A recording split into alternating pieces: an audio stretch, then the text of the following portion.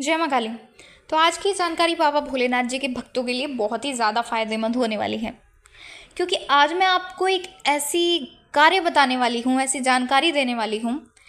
यानी अगर आप बाबा भोलेनाथ जी के रोज़ाना मंदिर जाते हैं, बाबा भोलेनाथ जी को स्नान करवाते हैं,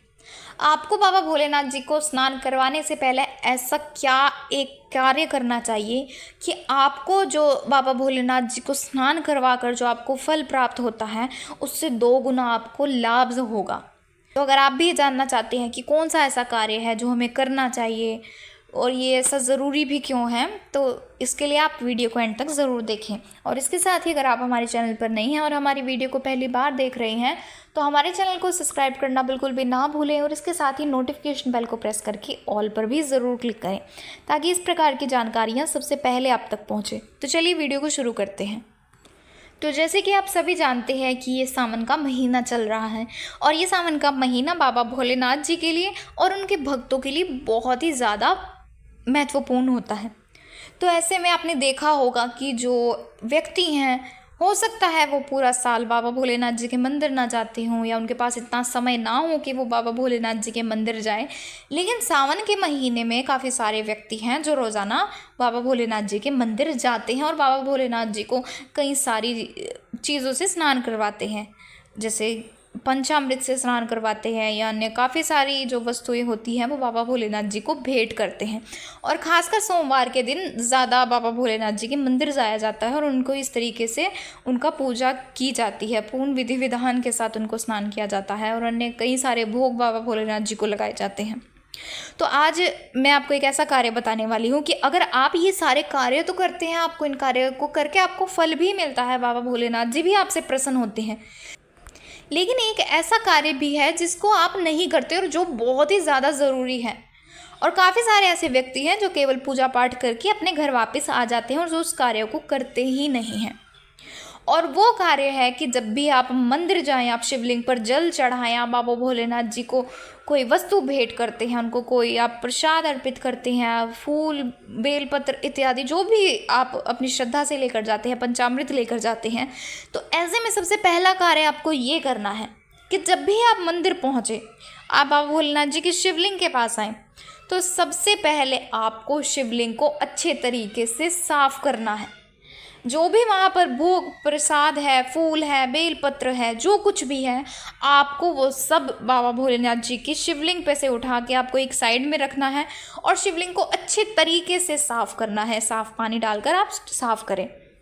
फिर उसके बाद आप जिस भी तरीके से बाबा भोलेनाथ जी को स्नान करवाना चाहते हैं, चाहे आप गंगा जल से स्नान करवा रहे हैं या पंचामृत से स्नान करवा रहे हैं, किसी भी वस्तु से आप स्नान करवा रहे हैं, कुछ भी आप बाबा भोलेनाथ जी को अर्पित कर रहे हैं, आप अपनी पूजा पाठ वो कीजिए। और ऐसा करना इसलिए ज़रूरी होता है क्योंकि आप बाबा भोलेनाथ जी को प्रसन्न करने के लिए, उनकी पूजा करने के लिए आप उनके ऊपर आप जल चढ़ाते हैं, पंचामृत से स्नान करवाते हैं, लेकिन इस बात के ऊपर कोई ध्यान ही नहीं देता है कि बाबा भोलेनाथ जी का जो शिवलिंग है उसको भी साफ़ करना है। यानी काफ़ी सारे ऐसे व्यक्ति हैं जो मंदिर आते हैं, मैंने भी कई बार देखा है कि व्यक्ति मंदिर आते हैं, बाबा भोलेनाथ जी को पंचामृत से स्नान करवाते हैं, अपनी पूजा पाठ करके चले जाते हैं और ऐसे में फिर सारे व्यक्ति आते रहते हैं इसी तरीके से, वहीं बेलपत्र चढ़ाते हैं और काफ़ी सारा कुछ वहाँ पर इकट्ठा हो जाता है और आप बाबा भोलेनाथ जी का जो शिवलिंग है उसको आप साफ़ ही नहीं करते। लेकिन आपको ऐसी गलती बिल्कुल भी नहीं करनी है। अगर आप वहाँ पर जल चढ़ाने से पहले आप बाबा भोलेनाथ जी के शिवलिंग को साफ़ करते हैं तो ये सबसे बड़ी सेवा में आता है। और अगर आप इस तरीके से बाबा भोलेनाथ जी की सेवा करते हैं, उनकी शिवलिंग को साफ़ रखते हैं, स्वच्छ रखते हैं, वहाँ पर आप पानी इकट्ठा नहीं होने देते, अन्य कोई जो फूल होते हैं, बेलपत्र होते हैं, ये सब आप नहीं इकट्ठा होने देते, बिल्कुल साफ़ रखते हैं, तो बाबा भोलेनाथ जी आपसे बहुत ही ज़्यादा प्रसन्न होते हैं। यानी अगर आप जल चढ़ा रहे हैं, भोग लगा रहे हैं, उससे तो बाबा भोलेनाथ जी आपसे प्रसन्न होंगे ही, लेकिन अगर आप वहाँ पर साफ़ सफाई भी रखते हैं, शिवलिंग को साफ़ रखते हैं, तो ऐसे में बाबा भोलेनाथ जी आपसे बहुत ही ज़्यादा प्रसन्न होते हैं। क्योंकि स्नान तो सभी व्यक्ति बाबा भोलेनाथ जी को इस समय पर करवा रहे हैं, सभी पंचामृत से स्नान करवा रहे हैं, लेकिन वहाँ पर साफ़ सफाई का ख्याल कोई नहीं रखता। कोई बाबा भोलेनाथ जी की सेवा नहीं करता, वहाँ पर कोई शिवलिंग को नहीं साफ रखता। सब आते हैं, मंदिर आते हैं, जल चढ़ाकर या जिस भी तरीके से उन्होंने पूजा करनी है चले जाते हैं।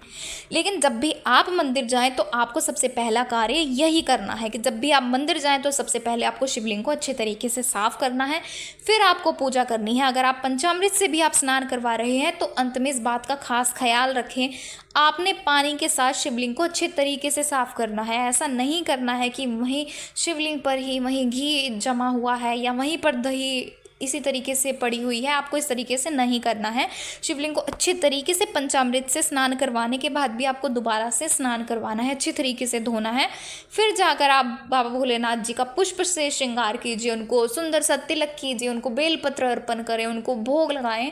फिर आप बाबा भोलेनाथ जी की आरती करें। इस तरीके से आपको करना है जब भी आप बाबा भोलेनाथ जी के मंदिर जाते हैं। और अन्य व्यक्तियों को भी आपने इसी तरीके से कहना है कि वो भी इसी तरीके से बाबा भोलेनाथ जी को स्नान करवाएं जब भी मंदिर जाएं और साफ़ सफाई का खास ख्याल रखें।